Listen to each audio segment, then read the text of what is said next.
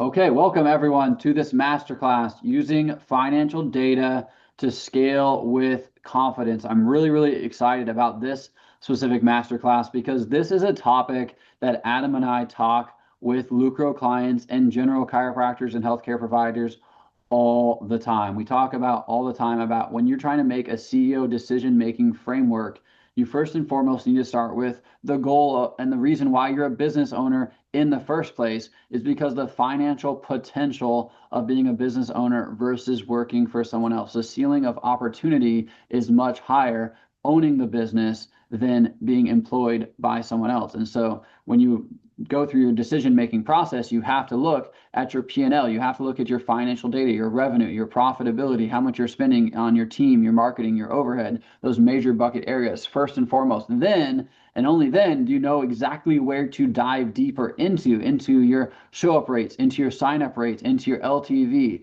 into your customer acquisition costs, into your cost per lead, into your retention, into your churn rate. All these other secondary KPIs and metrics are all downstream from your top line financial data of revenue, profit, and where you spent your money and all these major expenses. So the whole entire framework that we want to walk you all through today is going through that process of understanding your data from the highest level of financial viewpoint and then saying X marks the spot. This is where the gold is buried inside of my practice. How do I understand how to drill down in deeper into those different numbers so that you can have extreme confidence, clarity, and certainty with making the best financial and business decisions for your clinic to have a greater impact on your community? So Adam's going to take the wheel on this one, walk us through an incredible analogy and understanding a framework of really how to go through this process.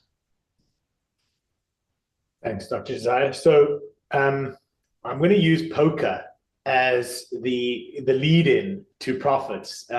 This is not an endorsed advertisement of Las Vegas, I promise you. Okay, I don't believe that you should be playing poker to make more profits. But I don't know why this came to me, but it just came to me. This kind of analogy around how does poker work, and then how do you think about that in terms of your business? So I'm going to kind of go through this little playing of a poker story, and hopefully you'll understand where I'm getting at, then we can dive into the fun stuff. So you were given a set of cards, 5 cards, poker, okay, whatever style of poker you're playing, this is not a poker lesson, but you're given 5 cards, and they face down in front of you, and you're basically asked to interact in the game.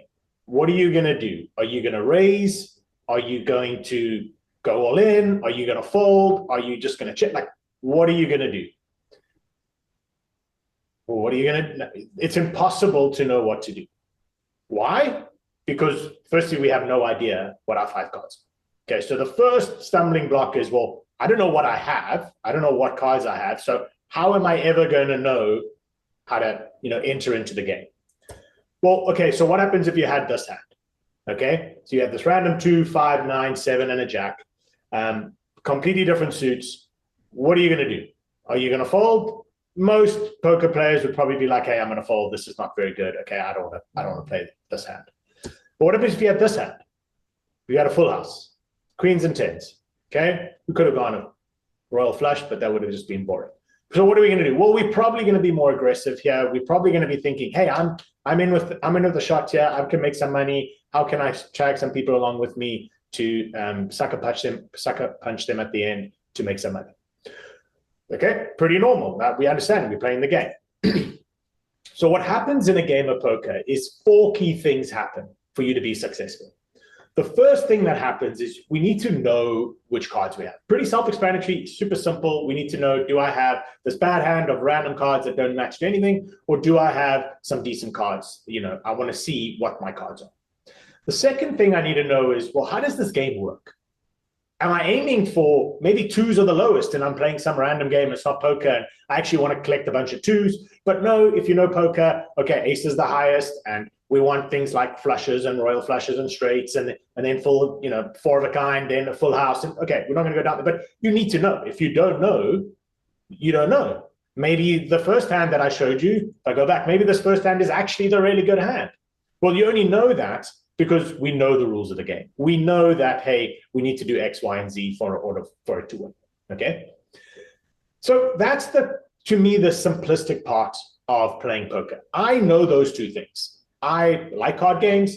I know the rules of poker. It doesn't mean that I'm going to go to the World Series of Poker.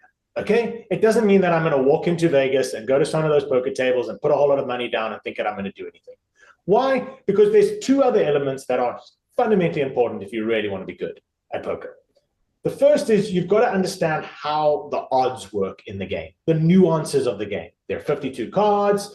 If you're playing Texas Hold'em, there's that kind of communal cards. How does that work? How many people have folded? How many people haven't folded? What are the odds of me maybe pulling another card that's going to be helpful? If there's communal cards, what are the odds that maybe someone else has this or that? So there's this whole plethora of this nuance of this game that good poker players know. So if you probably walk into Vegas right now and you go to one of those houses, those people know it. They play thousands and thousands of hands. They understand the odds. They know how to count cards. They know what the percentages are. If you've ever watched the World Series of Poker, it's like on the left, they show the guy's cards and then they say, hey, this is a 78% chance of winning and this one, and then the next card comes up and the percentages change. I can tell you now, the vast majority of those players know those percentages. At least to some degree. They may not obviously know all of them because they don't know the other person's cards, but they understand the nuance of like, where are they at? Are they on the better side or on the better side? They understand. Okay. And then lastly, I think you've got to be really, really good at just reading people. It's a game. You're sitting around a table. There's a bunch of people playing. You've got to see the guy opposite you or the girl opposite you, or you've got to understand where are they? Do they have lots of chips, not a lot of chips? What are they? Are they desperate, not desperate? Again, I can list thousands and thousands of things. The best players in the world have all of those components, okay? The knowing the cards, relatively easy. Understanding the rules, relatively easy. Anyone can get that. It's the last two. It's playing the odds.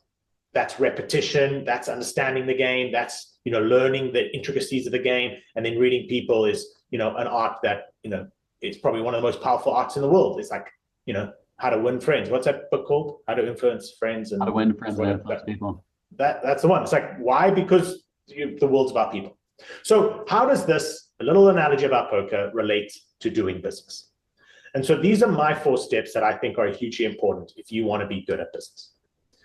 The first one, relatively simple, you've got to know your numbers. Okay, if you don't know the cards, if we go back to everything's face down, you have no idea, you wake up in the morning, you've got to make a decision, you have no idea what it is. Am I going to raise? Am I going to fold? Am I going to hire this person? Am I going to do this? Am I going to do that? If I don't know you don't know your numbers, you're running blind. Okay, big no-no, we've got to get that one sorted. Cool, that makes sense. Then we've got to know the game. What are we trying to do? First of all, though, it makes sense. How come some people don't know their numbers?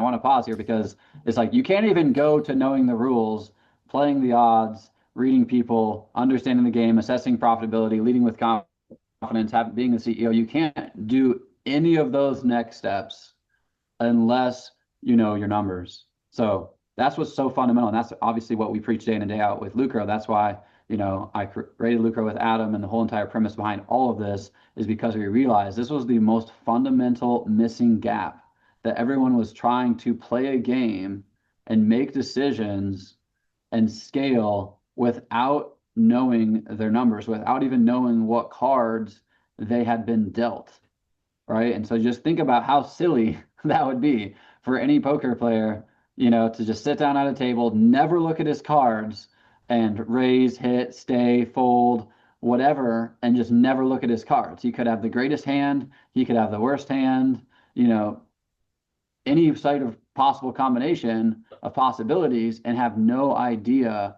of what to actually make smart decisions based off of.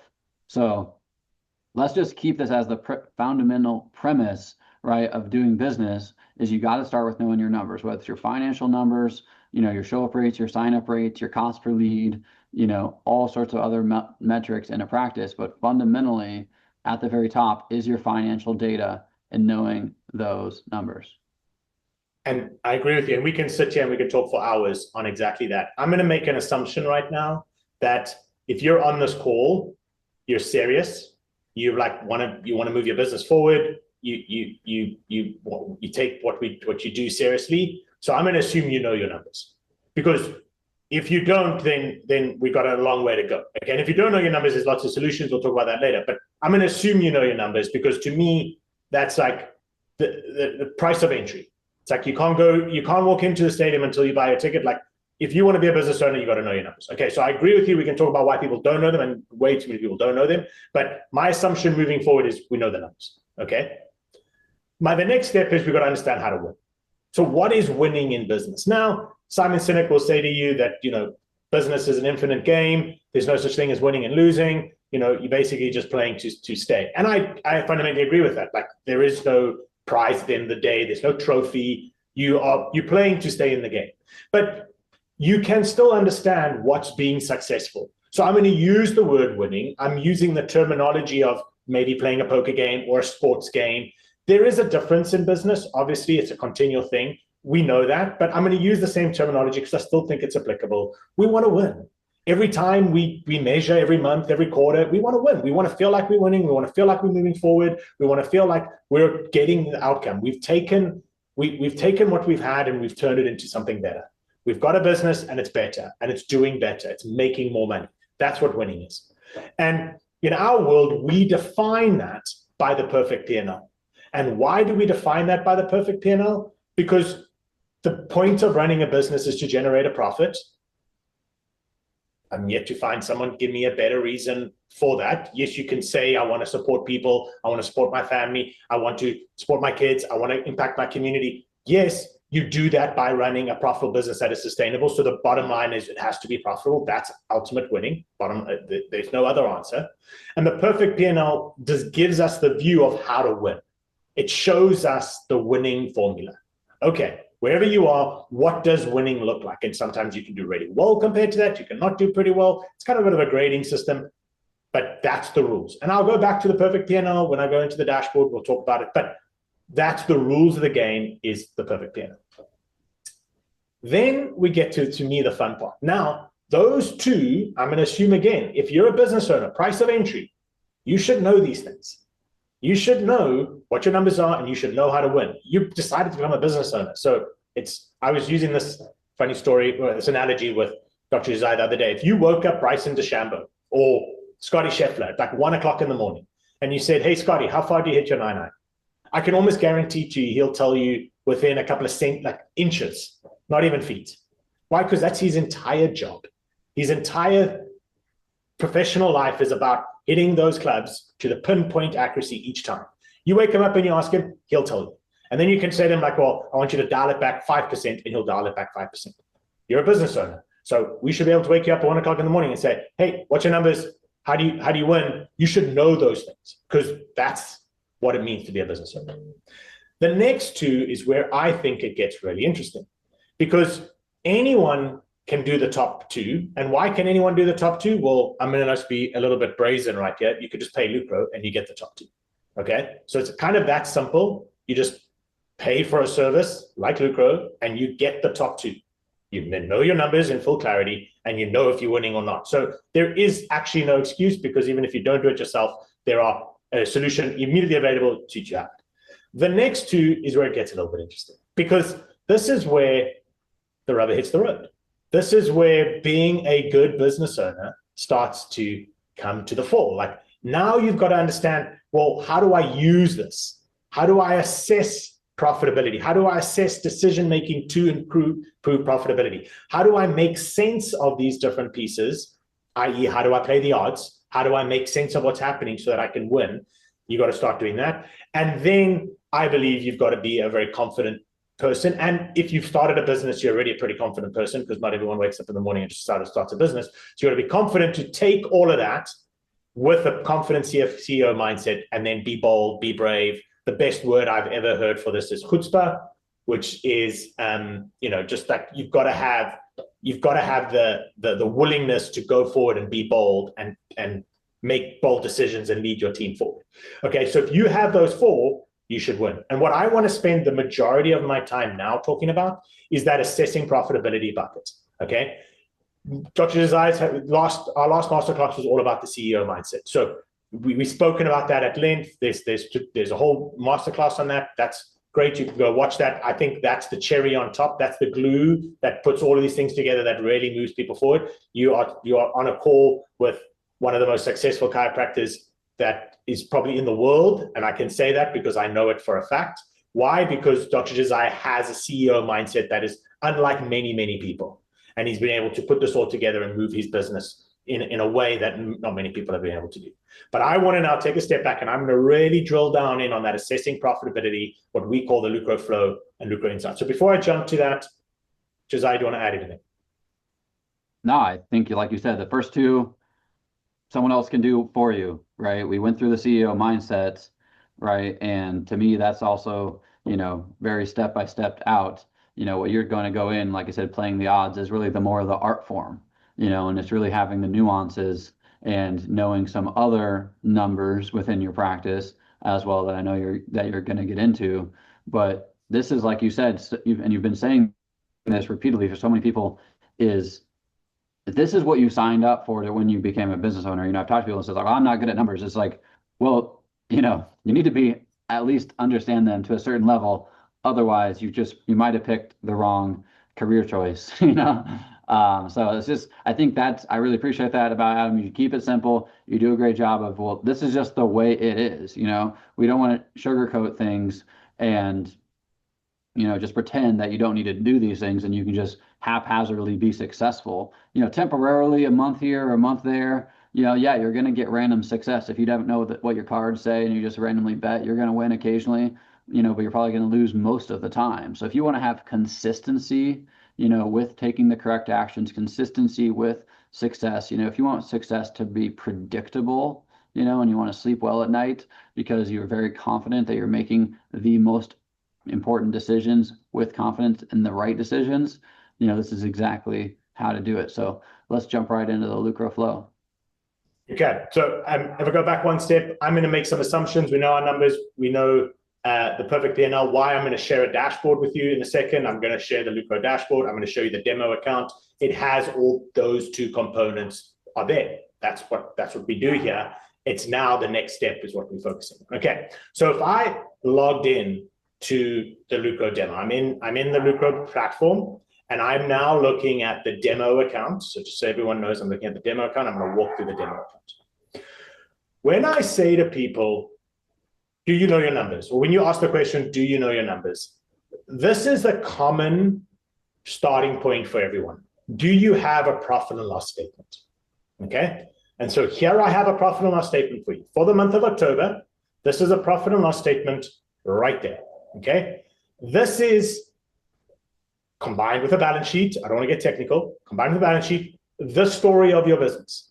If you had to take your business and you did all these things and you jumped over hoops and you did blah, blah, blah, and it all boiled down, what's the end final story? That you boil that down in numbers. That's what accounting is. Here's the story. There it is. Now, I've been doing this for a long time, so I can read this. It makes a little bit of sense to me. I actually don't like reading it. That's why we built the dashboard, which I'm going to get to in a moment. I don't like reading because it's not that helpful. But I would say to most people, well, there it is. Now you know your numbers. Full clarity. There are your numbers. And I would say to most people, okay, so what are you going to do now? And it's like, okay, which one am I going to read first? And it's not that helpful. Bottom line, it's not that helpful. So what we did is we decided to build a dashboard that I haven't changed the numbers, by the way. It's still October, exactly the same numbers. I haven't manipulated a single number. I haven't changed it. I have just presented it in such a way that it's kind of like taking your cards and sorting them out in front of you so that you can make a better sense, so that you don't have things jumbled up all over the place. If you've ever played bridge, it's pretty helpful to do. Okay, so there it is. Like, there is the dashboard that now tells us smack back, like immediately, what's happening in this practice. And immediately, we are visual human beings. We can see the red. It says, hey, profit is not where we want it to be. It's not great. I can look at it and say, hey, profit is low. We are not winning the game right now. Okay. Right now, we're not winning. It's pretty simple. Okay, we got low profitability. We don't want low profitability. We want high profitability. We want to fix this. We don't want this to be the future of our practice. We want this to change. So now we're starting to think, well, what do we need to do? Okay, and the dashboard now gives us a viewpoint, and I want to transition to numbers. You've got the numbers, the perfect P&L. The perfect P&L is really important to us. It's the framework of how to be profitable. It's how I know that number is not good. Why do I know it's not good? Because it's at 4.42% and it should be 18%. How do I know it should be 18%? Well, we know that because we built the perfect P&L. We've run all our practices through it. And for every single one of our clients, we build a customized perfect P&L for them in the onboarding process. So we know, given where they are, given their targets, what should their ideal profitability be. So we built that model. That's what winning is. Okay, profitability should be 18%. Profitability is a result of income less expenses. So what's the breakdown of the expenses? Our 4 key buckets: team, marketing, operations, and products. Team, 30%, marketing, 12%, operations, 20%, products, 20%. Now, every single practice could have a little bit of a different calculation, so different percentages. That's pretty normal, but it's the same framework. Okay, there it is. We're not winning because our profitability is low, and we're not winning because our team costs are too high, our operations are too high, and our product costs are too high. So we're under some pressure here. We don't just have a one thing problem. We've probably got 3 little things that we need to start focusing on. Now I'm going to do something. I think it's February was the month that just had one problem. So like February, for instance, it's got one pretty glaringly big problem. So it's a little bit easier. Okay, we've got like one thing that's a major problem to focus on, maybe one that's a little bit of a minor problem. The rest are pretty aligned. So it depends. You know, every time you do your analysis, you're going to see what you want to focus on. That is your numbers. That's the perfect P&L. Again, we haven't got to the point of what do I do next. So this is where this is great, Adam. I want to say, if you've played any games, if you played any sports, you know, everything Adam is saying is lining up. It's like, if you don't know the rules, you can't play the sport. You have the cards, but you don't know what card game you're playing. You don't know how much time is left on the clock. You need to run, the 2-minute drill. Do you need to do a Hail Mary? Do you need to just take a knee? All this basic, things you have, whatever different sport. Do you need to shoot a 3-pointer? Do you need to foul somebody? Do you need to run the clock outs? Right? Sports. That's where one of the best analogies I ever heard was business is the ultimate competitive sport, right? And that's something that's always stuck with me. And so it's like, if you can view it from that same point, it's like sometimes you watch, like, again, I'm a big football fan. It's like, wow, their offense, defense, and special teams is all terrible, right? Maybe like in this example, you got 3 big problems versus, this team, all they got to do is clean up their kicking game. And, that's all they have left. All this team needs is one more position on defense, or maybe it's the whole defense, but maybe it's their entire pass rush, right? Maybe it's their entire run game. Maybe it's the entire offense, right? So that's the entire premise, right? Is you understand the data, right? You know your numbers first and foremost, but that's what we always talk about. Knowing your numbers is 1% of the value. Knowing what to do with your numbers, that's 99% of the value. Like if Adam just goes back to that P&L and all you have is those black and white numbers, and you just look at those, that's exactly what was me, my first few years in practice. I would get those reports a month or 2 behind from my bookkeeper, and I would be like, okay, thanks, close the email, do nothing with it, because I had no understanding of how to win the game. I didn't know the rules of the game. I didn't know what winning looked like. I didn't know what the right profit margin was. I didn't know how much I should be reinvesting back into marketing. I didn't know how much, I should be investing back in a team. I was viewing my team more as a liability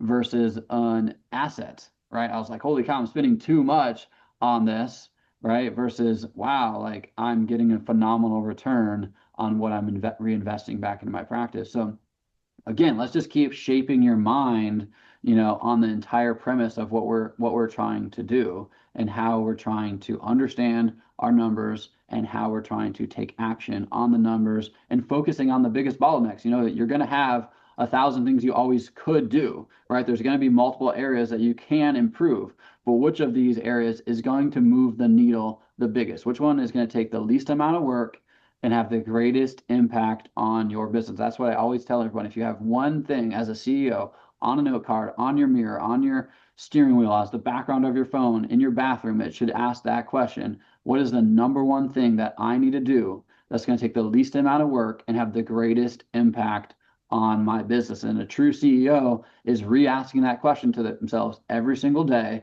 and they're making sure that they're steering their company in that direction.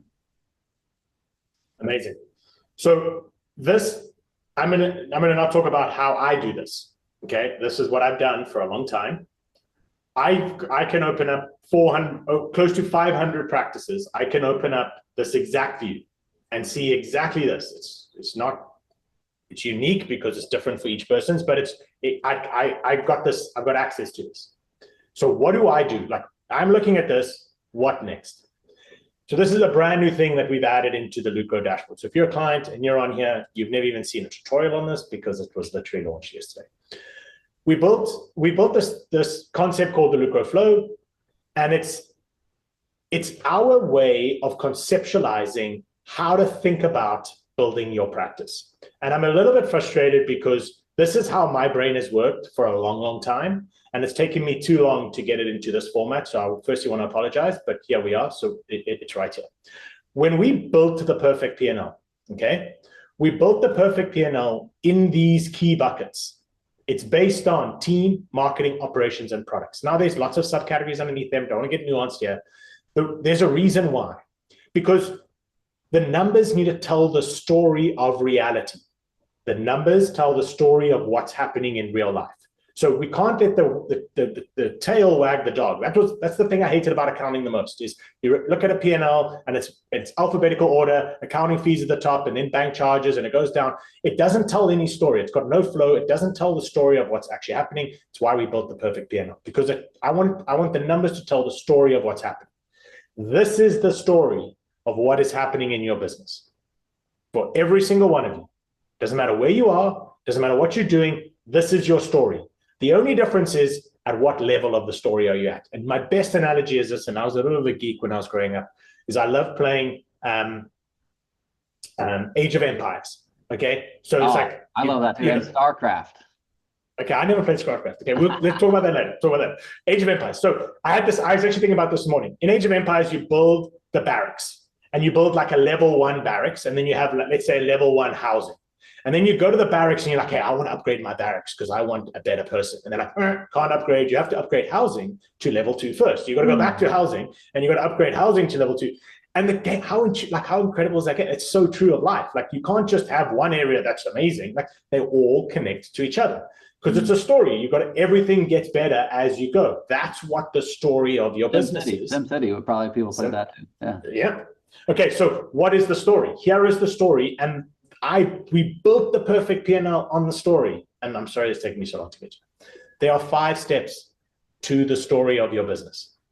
The very first step is understanding capacity. You are in a service-based business, whether it's chiropractic or any other healthcare business, you're a service-based business. You have to understand what is capacity. If I walk to a chef and I say to a baker, how many loaves of bread can you bake in a day?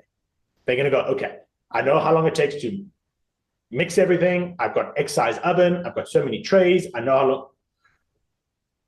long. Can you hear me? Yeah. Okay. I know how long it's going to take to bake. I know all these things. So I can bake 100 loaves. Well, would you go and buy 200 sets of ingredients? No, you're only going to buy 100 sets of ingredients because the guy can only make 100 loaves of bread. Okay, you're not going to go buy a whole bunch of extra stuff for what the person can actually make. It's very similar in your business. You need to understand, what is my capacity, so you can fuel the capacity appropriately. There's no point having an office that can see 500 people in a week and you're seeing 100. There's no point having staff that can only see 200 people a week, but you want to see 500. There's no point trying to see 500, but only fueling your marketing to see 100. Okay, we've got to get these things corrected, and it starts with capacity. And we guys, put in the chat if that makes sense. This is the most fundamental concept: is you already are paying for your capacity, whether it's 100, 500, whatever your capacity is. You already have all the expenses of full capacity. Whatever your full capacity is right now, your staff, your location, your rent, your overhead, your software, your loans, all of those things are already paid for, whether your capacity is maximized or not. So, let's just say it is new patients as the easy example. If you're open 20 hours a week, you can see 1 new patient an hour, you can see 20 new patients a week. If you don't bring in 20 new patients that next week, you didn't maximize the capacity of what you already paid for, right? So you had the expense, but you didn't take advantage of what you paid for. And this is the most fundamental premise, of finances, is maximizing what's already being paid for, right? If you pay for something, a service, a good, an item, you want to get the value for what you pay for. in your business, you are paying for right now, whether you know the number or not, you are paying for a specific capacity of new patients. You're paying for specific capacity of every single different appointment type that you have. You are paying for your staff's time, your utility bills, your water bills, your rent. All those other expenses are equaling a very set capacity right now. And so first and foremost, you have to know what that capacity is, as Adam's talking about. And then you have to understand what are the different levers that you need to utilize in unison with each other to make sure that capacity is maximized. I would say it's if I ever looked at someone's finances and I was asked to analyze them, it's my first question. What is your percentage of schedule full? I.e., what's max capacity and where are you in relation to max capacity?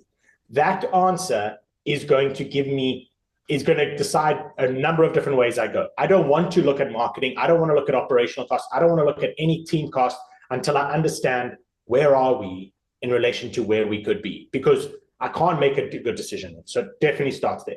Now, this tool we have is pretty interactive. So what we've built in such a way that it can guide you to understand, one, what is capacity? Now we've spoken about that. What are some of the key KPIs that you need to understand in order to make sense of capacity so that you can utilize this to move your business forward? So the first one is utilization rate, which is percentage of scheduled full. We've just spoken about total number of appointments, available slots. What does that look like? Revenue per visit, hugely important, because, okay, I can see 500, but can 500 yield me, $70 a visit, or only $60 a visit, or only $50 a visit, or $85 a visit, or $125 a visit? That changes everything very, very quickly. So we want to understand, yes, how many visits we're having, but how much money are we generating for those visits? Works into pricing, but it's kind of the first metric is, a revenue per visit. Okay, what is the monthly volume right now? Is it going up or down? The reason why I like this one as in conjunction with utilization rate is I want to track this over a period of time. I've said this to so many people. If you're a client of ours, I've always said this to you on a strategic planning call. You want to know for the last 6 weeks, what's the weekly capacity like in your practice? Doesn't matter what you're doing, whether you're doing adjustments, or you're doing neuropathy, it doesn't matter. What's the weekly capacity like? Because you want to see the trend.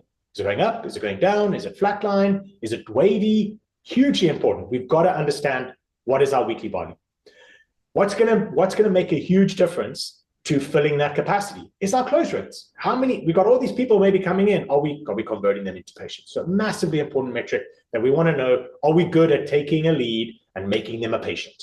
Are we good at doing that? If we're not good at that, how are we going to fill capacity? So we need to understand it. And if we're really good at it, then when we get to drive marketing, we can invest more there because that's going to yield a better return. We'll get there. There's relationships. We'll get there. And then schedule balance, which I do think is important, is something we do a lot of in strategic planning, is do you have the right balance? Do you understand that one area of your business is maybe more profitable, drives more revenue? Do you want to optimize for that, or are you trying to spread evenly? And I think a lot of people get that wrong, is they don't necessarily understand that you've got to have a core winner. You've got to have the one thing that it kind of drives everything, and then you can have other things. So you want to get the balance right. You only have X amount of space, you only have X amount of rooms, or the flow, or whatever it is. So you want to get that schedule, your balance right. So those are the key KPIs and metrics that you want to be thinking about when analyzing your capacity. Now, I don't know the numbers, so I've got the financial numbers, so some of them I have, but I don't know these for everyone that I talk to, because these are numbers that only you have. This is the intuition that you have of running a business. So you've got to come to the party and go like, okay, what are these numbers and how do I plug them in here so that I can start to use them? We then start talking about the levers. The levers are, what can you start to do? Once you know this, what can we start to do to make it better? We want the best capacity framework that we can have. So we want to build the capacity framework. That's the first one. We want to understand it. We want to map it out. A lot of people have asked, do we have this little calculator for building out a framework? We actually don't. The reason why we tried to do it a couple of times, it's so nuanced. Everyone's a little bit different. Flow, timing, how long each appointment is, what do they have to do before the appointment, what do they have to do after the appointment, how many people are involved, are they not involved? Everyone's very unique. So you want to build out a framework that says, well, what does ideal capacity look like for me? The flow in my office, where people move to, you want to understand that. And the better your framework, the more you can fill the framework, and you can start to identify issues that you want to focus on. You want to add something, Dr. Judah? Yeah, I was just saying, if you haven't already done that, you need to do that. You need to know the length of time for every single appointment. what resources are used for each appointment. Is it team members? Is it rooms? Is it equipment? Right. And so you need to start really, like I said, if you haven't understand your capacity, I know we got some Lucro clients that are just off the top of their dome, dropping their capacity numbers right in the chat because they know they have to know these numbers. So shout out to the Lucro clients that are in the chat that already know these things right off the top of your head. Like Adam said, you have to know the rules of the game, right? And you have to understand these basic frameworks, just like he was saying, just like, hey, what's your kid's birthday? What's your capacity? Like that's what it's just, you have to know these numbers right off the top of your head because they're so fundamentally basic to understanding, how to grow and scale. And they're going to change. That's why this next line, update regularly as team size, hours, or systems change in order. You have to keep updating it. Things are, and that's the whole purpose of the flow. You'll understand now is we want it to change. What do we want long term? Is we want capacity to grow. That's how we grow our business, and we do that by other things. So we want to keep coming back to it. We want to reduce. That's there's a whole masterclass I did on scaling, and this is the exact framework. It's like understand your capacity, maximize your capacity, increase your capacity, repeat. That is it. That is the entire framework of scaling your practice to 500,000, to $1 million, to 5 million, to wherever you want to go. Understand your capacity, maximize your capacity, expand your capacity, and repeat. That's all it is. That is the only definition of scaling in any way. So keep it simple. Keep it simple. These fundamentals of scaling and growing a business are very, very simple. There's rules, there's frameworks, there's numbers. There's a lots of things that I think, unfortunately, we don't understand, and we make all these guesses and gut decisions when a lot of decisions are very black and white. Again, sports analogies, game analogies, it's very like, oh, they should definitely, the numbers say, the odds say, like, they should 100% go for it on 4th down, or they should 100% kick the field goal instead of go for a touchdown. They should 100%. You should 100% invest your money back into marketing, or you should 100% optimize the functionality of your team. These are all just fundamental basics that we're trying with Lucro to help you guys understand very, very black and white. This is the number one thing you need to focus on in your business that's going to have the greatest impact on getting to the next level. That's the entire premise. What we're trying to help you guys do is be that GPS, that compass for financial growth. 100%. Okay, I'm not going to go through each one because you get the point. So there's some other levers. You want to reduce cancellations and no-shows. Why? Because that kills your capacity, obviously. We want to improve patient flow. We improve patient flow, we can get more people through the door. We want to enhance provider efficiency. We want to be better at treating our patients. Not necessarily it has to be faster, just better, better systems, better processes. We want to do that.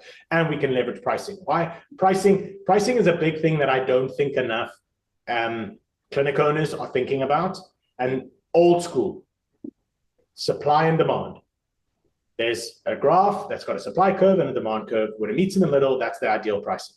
So if you have surplus supply, i.e. you can see 500, you're seeing 100, one of the greatest strategies you can use is pricing. Discounts, free things, like you're trying to full capacity first. Then we can capitalize on the money secondly. So we can use pricing. A lot of people are like, well, my initial exam price is $125. I've never changed it in 5 years. Well, why not? Like use pricing as a tool to get people through the door so you can full capacity. I always say, what would you rather have, 20% of something or 100% of nothing? Exactly. 100%. So you want someone to pay you something. That's it. It's like, it's so basic. And then obviously, if you now can see 100, or you can see 500, and you're seeing 485, we can push pricing up because we're running out of better capacity, or we can increase price capacity, or we can push pricing up because we have less demand, we have less supply. So it's a very simple ratio, okay? And then we also highlight 3 key relationships. How does capacity interact with your expenses in your business? So that's listed over there. Okay, so that's the capacity part. Capacity is the bedrock of income. When you understand capacity and you're filling capacity, that's what's going to drive income into your business. So that's why it's related to income. So start at the top. We focus on income.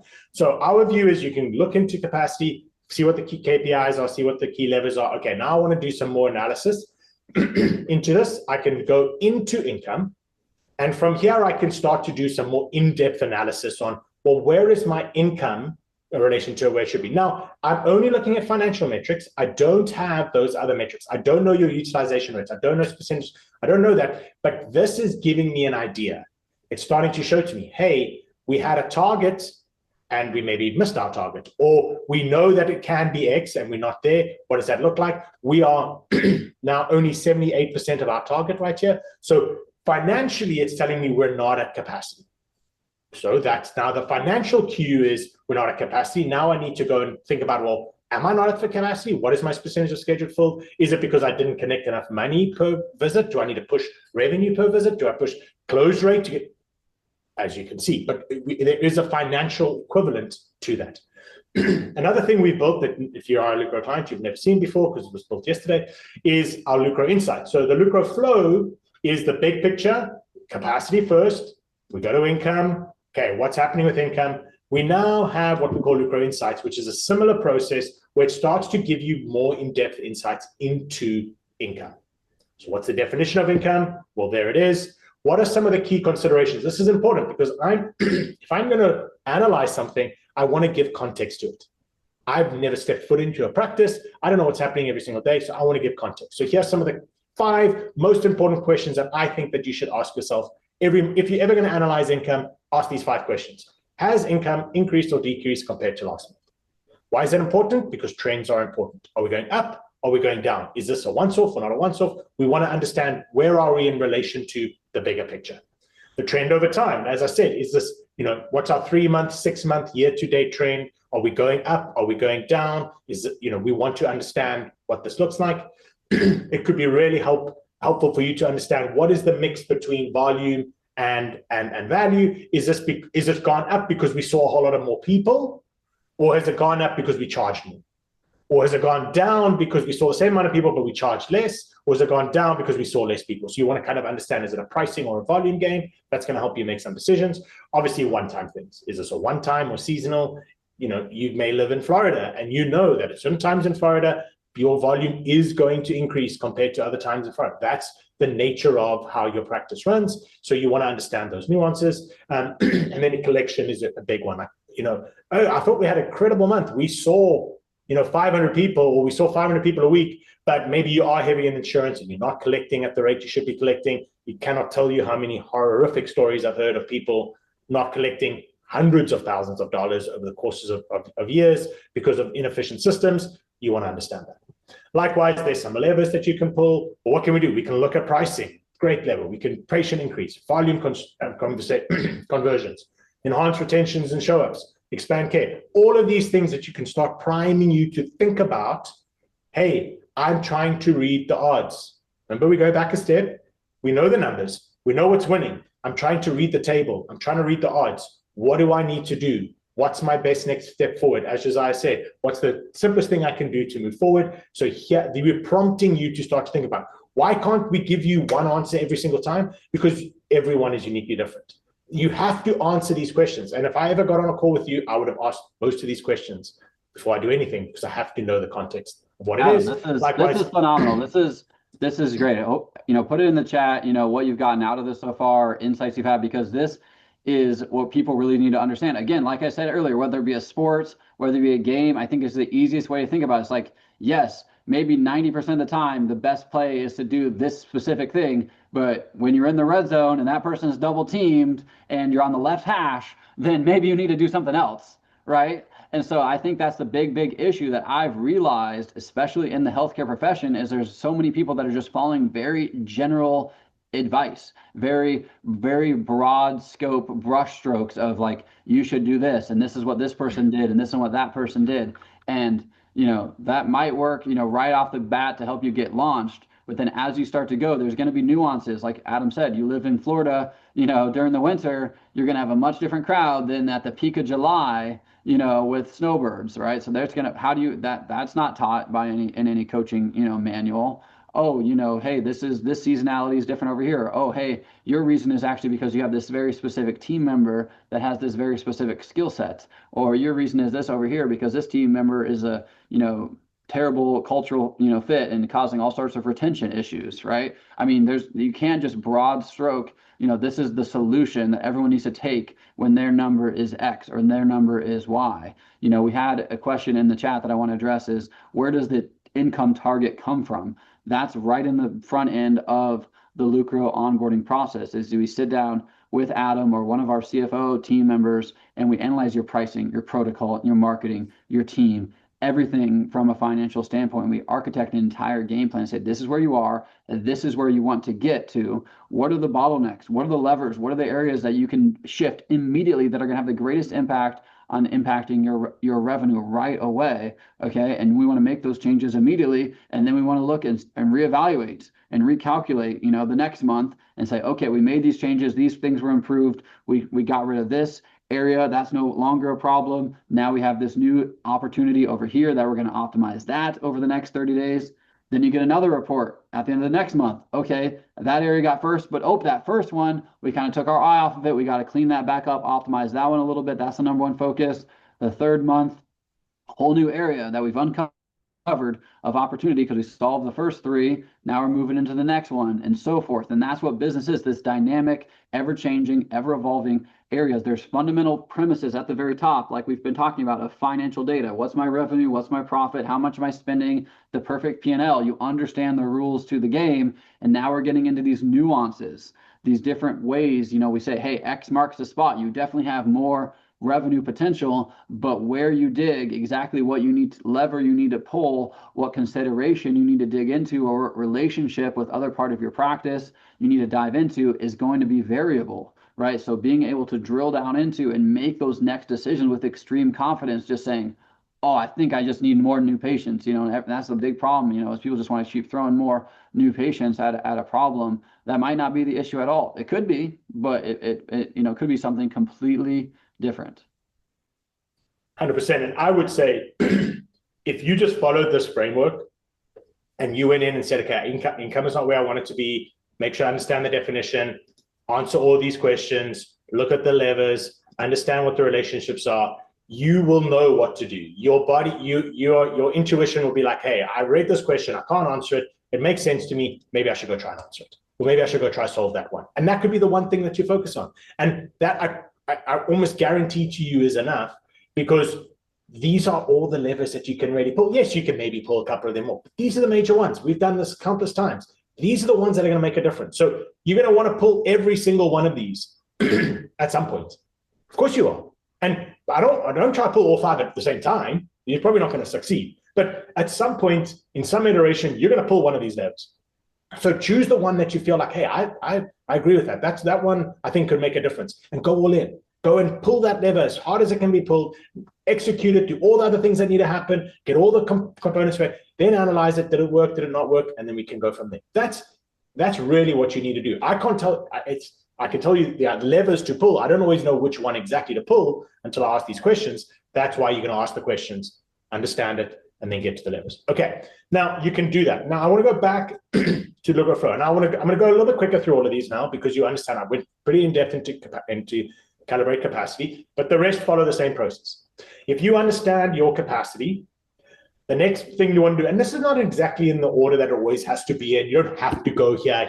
Just, we have to create something that has some kind of order. So it's not about follow step 1, 2, 3, 4, 5, but it makes intuitive sense. So we would encourage you to at least follow it if you've never thought about it before. The next one is position your people. We want to get our team in a position that they meet that capacity and potentially exceed it. Usually this capacity is normally driven by tangible things like spacing. Okay, I have 2 adjustment rooms, I have X amount of parkings, I have open this time till this time. That's usually the biggest driver in capacity.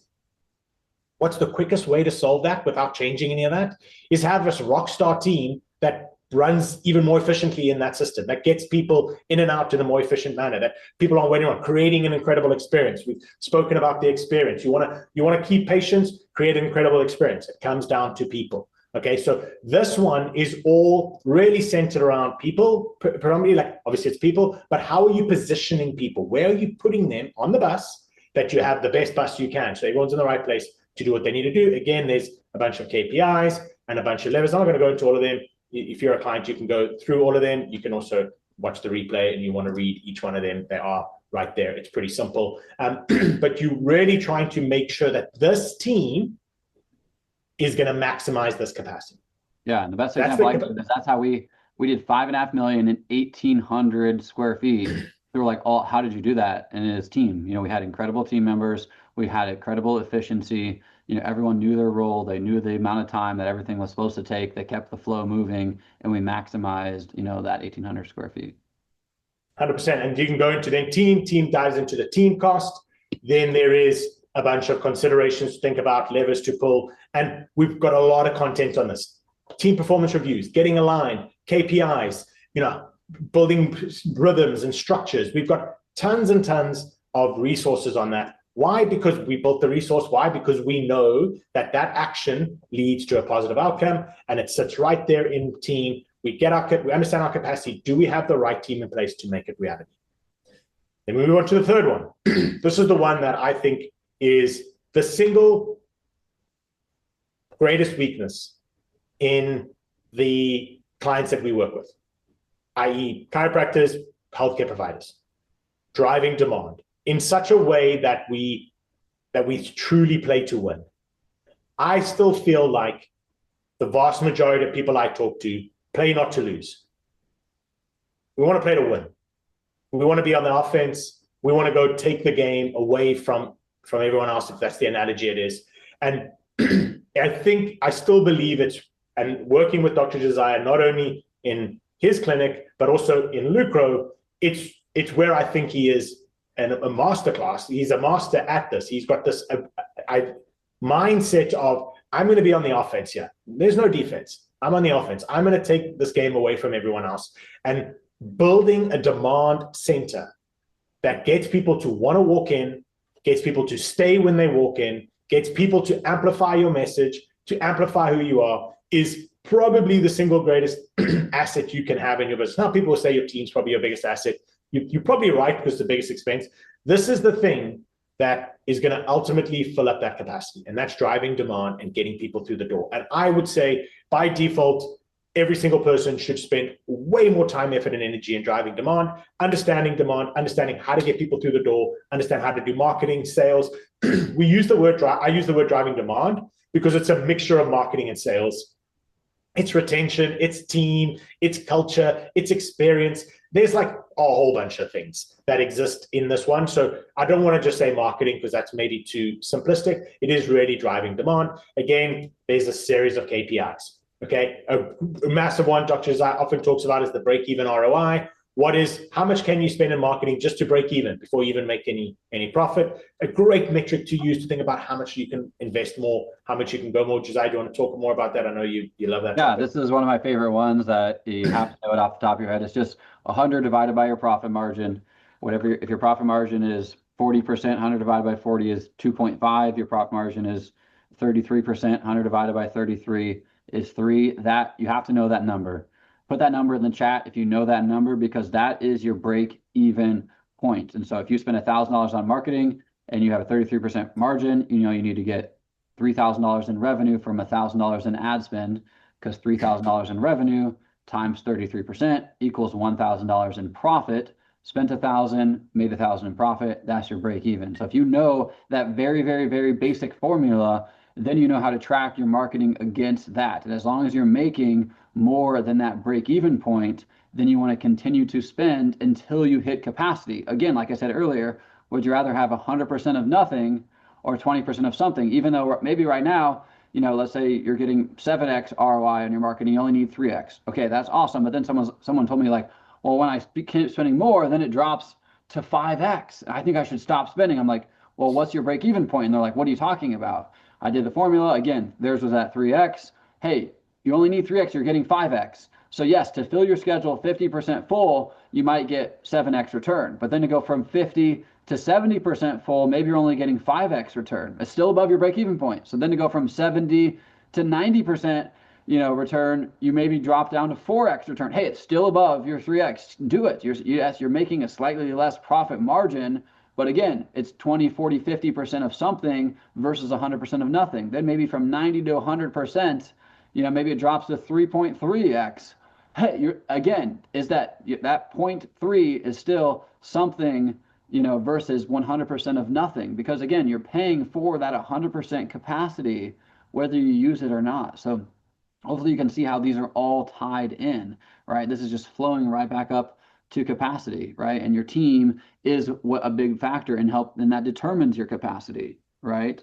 So again, these are just fundamental things. I mean, I'm loving that Age of Empires reference, Adam. I mean, that is like, after this call, I'm like, been thinking about how I need to like re-download that from like whatever 1997 or whatever that was, but it's so true. It's like, you can't, if you need to build a building, you got to have some brick, you got to have some gold, you got to have some wood, you got to have some, people, right? And all these different things. We're building a business, and you have to have a little components of each of these different things, and you got to have them in the right proportion. You just can't throw a ton of wood at it and hope that it stands up if you didn't have the right amount of brick, right? And same thing with your business. You can't just be overly, crazy in marketing. You don't have the teams to support it, or you have this amazing team and you don't have a marketing engine, you don't have operations, or you don't have all these different pieces. They're all working in unison as you're scaling and growing. 100%. And so the first metric is your perfect P&L. Where are you in relation to where you should be? Are you overspending, underspending? And then you can analyze that, and then you can start to work through some of the other KPIs, specific ROI for total ROI compared to lifetime value, or channel ROI. What are the levers you can pull? They're right there. Again, you're going to want to pull every single one of these levers at some point in your building of your business. Again, you just got to find the one that's going to make the biggest impact right now. Maybe there's a blend of the two of them. Maybe it's a little bit of a nuance, but each one of these levers is enough of a focal point. Like, hey, refine core marketing strategies. Find the 2 or 3 things that are the most effective. Double down on them. Get them right. Don't do 10 things at 10%.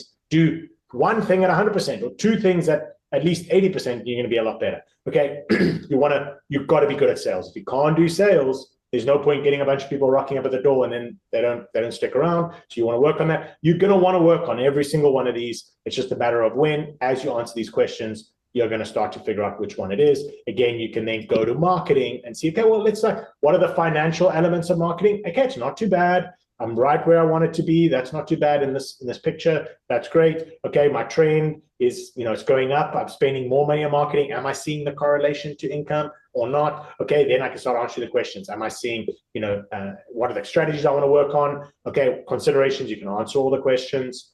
Key levers to pull. These levers are very similar to the other one because they're the same, but they may be worded a bit differently. That's what you're trying to do, is you're trying to make sense of it to make the next decision. So from there, we then move on to optimize operations. What are we trying to do? We're trying to make sure the ship is solid. Okay, we're trying to make sure that the plane that we're flying or whatever we're building, it's going to stay in the air. We know the capacity. We've got a great team. We're working on our team. We're working on demand. But now, how systems keep it all together? And systems are going to enhance everything else. The better your systems, the better your people operate, the better your marketing will be. So it all builds on each other. But the next one is definitely on operation. You want to think about operation, and we've designed many masterclasses on this. Structure. What is the structure of your business? Do you have the right structure in place? Are you following rhythms? Are you doing KPIs for your team? Are you doing training? Training is a massive one. Like, are you training your team? And that bleeds into obviously people. So you can work through your operations. The better your operations, potentially, the better your people operate, the better your marketing, the more capacity you have, and it feeds itself. And then the last one, and that obviously is your operational costs. The costs of running your business is usually, that's the story that's being told. Are you running it well or not? Usually the big things there is just to be, biggest advice I have around operational costs is just review them every single month, no matter what. If you review them, you're going to pick up trends. You're going to ask the right question. Am I still using this? Am I not using this? Why did I spend this? Is this helpful? Who spent this? What was it used for? But if you never look at it, you're never going to ask the question. So that's my biggest takeaway. My number one advice, and Adam knows I do this, like I said, for Vero and Lucro, but I just bank statements, credit card statements. I make sure they're always delivered in person. If they're just electronically uploaded, I have no idea. But I get a bank statement, I get a credit card statement in the mail every single month. I open that envelope, and it takes me 5 minutes, just scan through every transaction and be like, okay, I know who that is. I know what that is. I know what that is. Oh, highlight that one, not 100% sure what that is. Oh, no. And I usually come up with 2 to 4 things. I'm like, A, I think that should be canceled. B, I need to clarify with my team, are we still using this subscription? C, that seems a little bit higher than I want it to be.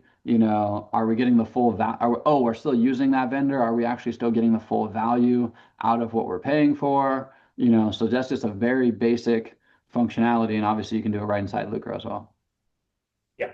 Then the last one is to scale sustainably. This is where you start to think about, okay, I'm going to restart the cycle. And this is important. This is the most important thing. Not most important. This is an important thing that I want you to take away, is that this cycle should never end. Okay, that's business. This business isn't like, you can't just do it once. Oh, I did it once, I'm done. No, tomorrow you got to rock up and do it all over again. And then you got to do it next month and next quarter and next quarter. So you just keep going. You never stop going. When we start to scale, what we're saying is we are at a healthy position where we are. We've got a capacity level. We've got the right team to fill it. We're driving demand. We're getting close to filling it. We've got good operational structures that are enhancing all those things. Now let's go to the next stage. And that can then be, okay, hey, I want to maybe, my first concern is always optimize before you scale. Now we can we explore growth? Like, can we grow before addition? So is there things that we're doing that we can do more of before we add? Always want to think of that, because the minute you add something, you add things. You got to add complexity. You add complexity. 100%. So we want to each component. I know you get this advice a lot, but hey, most people do not need to do more new things. They need to do more of what you're already doing. 100%. And then yes, you can look at ways to add more products, or you can add more services. You can do that. And once that happens, and this is tied into products. As I've stated this so many times, and haven't, if you ever heard me talk, I tell financial data is X marks the spot. What Adam is telling you is how to dig. He's teaching you, this is the specific shovel you need, this is a specific area you need to dig in, this is how deep you need to dig, okay, this is what you're looking for, to actually find the gold, in your practice. Where is, like I said, what is the number one thing you can focus on that's going to take the least amount of work? 100%. Sorry, South African internet, clearly not good enough. All I was going to say, I don't know where I got cut off, is then you start all over again. And I was using the analogy, you're doing adjustments, you can do 250, then you decide I want to do decompression. All of a sudden capacity changes. Maybe adjustments need to go down or that goes up. So then we recalibrate capacity. We then refigure out what our team needs to be. What's our new demand drivers? How do we optimize those operations? And then we go and you keep going. And this is the last thing I want to say on this is probably one of the single, and you've mentioned it, Dr. one of the single most common things I say on a strategic planning call is you don't need to do more. You need to do more of what you're currently doing. You don't need to add anything. You need to do more of what you currently have. You guys, everyone's got to understand, Vera Health Center is, I should know, but you have a lot of people on your team. You have an entire marketing department. You have, how many docs do you have now? 8. Is it more than 8? 9. 9. I do apologize. Okay. So think about that business. Think about that business. It can do, Josiah in his business can do a lot in each of these buckets at the same time. He can have a couple of people focusing just on one of them. He can have a couple of people just focusing on one, a couple of people focusing on, and then he can add it all together so that it can spin faster, because there's more resources to spin the wheel faster. If you are a solo practitioner, you may just have to go one at a time, and that's perfectly fine. You don't have to do them all at the same time. You don't have to go like, oh my word, I've got to think about capacity. No, just one at a time. You only have yourself. When you have a whole bunch of other people and you can delegate, and Josiah can delegate an entire marketing team, so he can take this entire demand thing and delegate it to them and build this and build that, analyze this, track this KPI, do that. If it's just you, calm down. Just go one at a time. Always start at the top. Are you comfortable with this? Do you feel like you have the right team in place? Are you driving demand? Choose 1 or 2 key winners, and you just go over and over and over again. And the goal is, what you should see when you zoom out is you should see improvement. You should start to see income is increasing, costs are getting more aligned, profitability is winning. If it's not, you go back Well, why? In this case, hey, products are high. I mean, my operational costs are high. Maybe I need to spend a little bit more time in my operations, and I need to go back and answer some of those questions, think about it. Do I really have the best team structure in place? Do I really have that? Have I reviewed all my expenses and cut the things I don't need? And it's all you're doing. You can't do it once. You have to do it continue all the time. And that's how we use that. So if I go back a step to our presentation, I come back to this and I say, well, you should have your numbers. That's a given. You should know how to win the game. That's a given. What we want to empower you to do is start to use that information. And I wish more than anything in the whole world that I could look at a dashboard and say, do these 3 things and you're guaranteed to win and make money. And if I could do that, let's be honest, you would all be on the yacht with me in the Mediterranean drinking champagne because I would be a billionaire, okay? And we would all be billionaires because it would be too easy. That's not the case. The case is we need to take the information we have on hand and we need to apply it as best as we can and to make the best decisions that we can make. And I don't know if I've said it on this masterclass, but I'm going to say it now. You as the business owner have the most information. So if I'm analyzing your dashboard, I know the perfect P&L, I know the numbers.